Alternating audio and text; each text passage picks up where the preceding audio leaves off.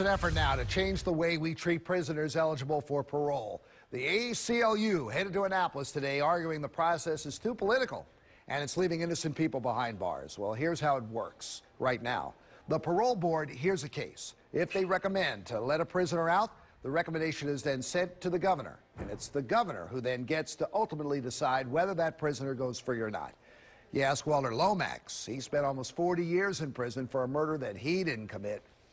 Not a removal from the executive branch's authority, but a shift in the policy because it has become so politicized. And what we're seeking to do is to remove politics from that process. Now, according to the ACLU, only 3 states cut out the governor in the parole process. We want to go a little bit more in depth right now on this.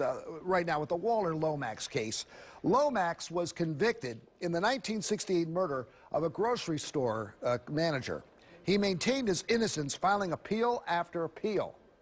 He got nowhere. But in 2006, a judge looked at his case and released him.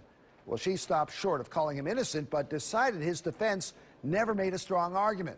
Last year, Lomax was exonerated. Lomax was actually released from prison already. He'd gotten out in 2006.